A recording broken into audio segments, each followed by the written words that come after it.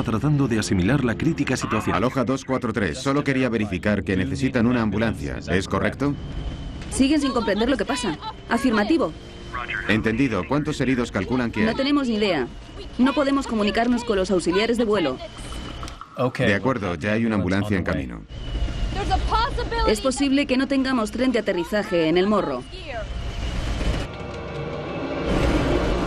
Bob Schonheimer tuvo que tomar una decisión vital. Debía esperar a la confirmación de que el tren de aterrizaje se había desplegado o aterrizar de todos modos. Según los manuales, en un caso así los pilotos deben sobrevolar el aeropuerto para que los controladores del tráfico aéreo comprueben el estado del tren de aterrizaje y les comuniquen si pueden o no contar con él. A continuación, los pilotos vuelan alrededor del aeropuerto, inician la aproximación y luego aterrizan. Pero con un avión que podría romperse en cualquier momento, dicha opción era totalmente inviable. Dile que tenemos problemas, pero que aterrizaremos de todos modos, incluso sin tren de aterrizaje en el morro. No obstante, deben saber que según nuestros indicadores ese tren de aterrizaje no se ha desplegado. Aloha 243, el viento ahora es 050. Los equipos de emergencia están en posición. De acuerdo. Han de saber que no tenemos tren de aterrizaje en el morro. Vamos a aterrizar sin él. Entendido. Si necesita otro tipo de asistencia, comuníquenoslo. Necesitamos todo el equipamiento que tengan. Maui no es el mejor lugar para aterrizar con un avión en mal estado. La costa norte de la isla está muy expuesta y se encuentra en plena trayectoria de los vientos alisios. Colóquense en posición para un aterrizaje de emergencia. Agachen la cabeza y protéjanse con los brazos. Cualquier tipo de turbulencia en pleno vuelo hubiera sometido a una gran presión a la parte delantera del avión y existían muchas probabilidades de que la cabina del piloto se separara del resto del fuselaje. Aquello hubiera sido una catástrofe, pues habría supuesto la pérdida del avión. El aeropuerto ya estaba a la vista, pero Bob Schonheimer aún tendría que tomar más decisiones críticas. Empezó disminuyendo la velocidad del avión para aterrizar. Tratemos de colocar los alerones en 15. Los alerones de un avión son paneles deslizantes situados en la parte trasera de las alas. Para aumentar la elevación cuando la velocidad es más lenta hay que extenderlos durante el despegue y el aterrizaje. ¿El control es más fácil con los alerones arriba? Sí, vuelve a ponerlos en 5. ¿Puedes darme una velocidad variable para un aterrizaje con alerones en 5 grados? No hay dos aterrizajes iguales. Los pilotos han de tener en cuenta infinidad de factores. La velocidad y dirección del viento, los pasajeros y el combustible que transportan y la longitud de la pista de aterrizaje que tienen ante sí. ¿Quieres que baje los alerones cuando aterricemos? Sí, pero solo después de tocar tierra. De acuerdo. Mediante una complicada fórmula se calcula la velocidad de aterrizaje segura, e incluso en el punto culminante de una crisis como esta, los pilotos han de recurrir al manual. Los alerones harán las veces de freno si se despliegan una vez que el aparato toque tierra, pero si la operación se realiza antes, toda la estructura del avión se vería sometida a una presión que podría hacerla a pedazos. Recordemos que los pilotos no estaban entrenados para actuar en una situación como esta y al faltarles el techo de la nave, se convirtieron en meros pilotos en pruebas. Los efectos aerodinámicos del avión eran muy diferentes de aquellos a los que estaban acostumbrados, de modo que tuvieron que manejarlo dejándose guiar por su instinto. Según los cálculos que efectuaron, la velocidad de aterrizaje segura teniendo en cuenta la longitud de la pista de Kahului era de 152 nudos, 282 kilómetros por hora.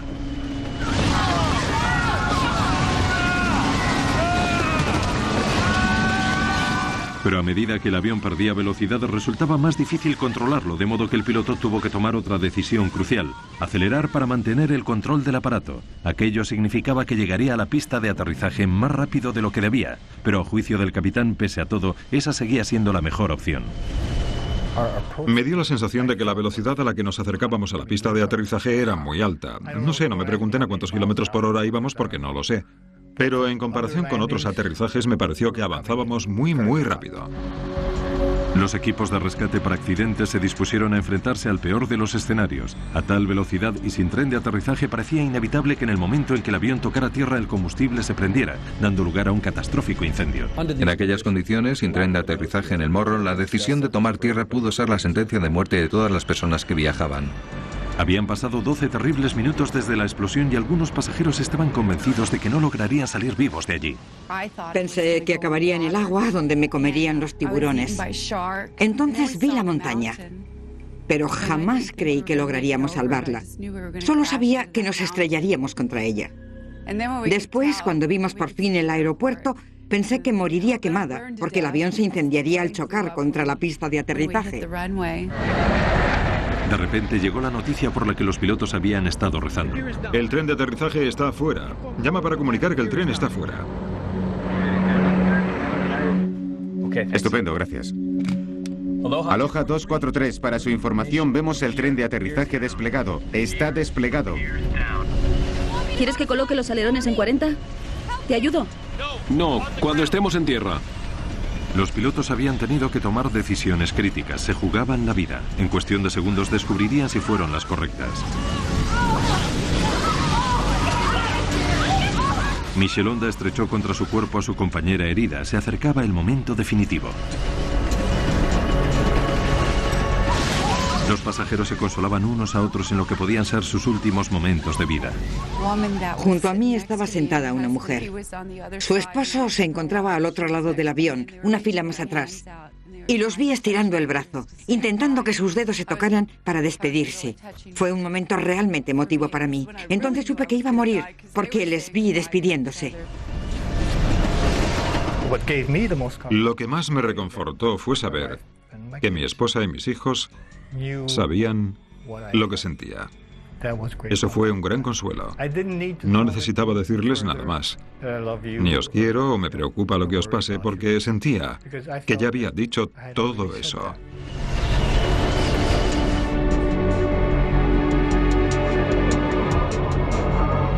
Aunque el tren de aterrizaje delantero se había desplegado, la tripulación del avión seguía sin saber si se encontraba en buenas condiciones o si se desplomaría en el momento del aterrizaje. De no resistir el peso de la nave, 40.000 kilos de avión moviéndose a casi 320 kilómetros por hora acabarían estrellándose de frente contra el pavimento.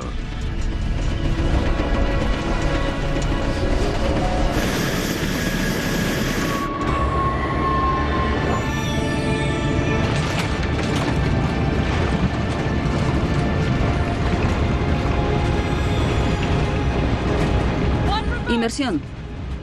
Vale. Inversor del empuje.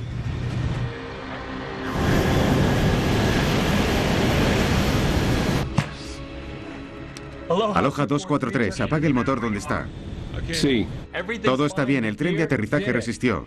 Los coches de bomberos ya están en camino.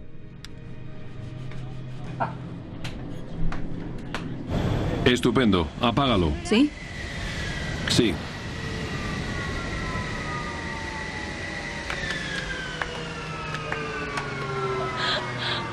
Dios.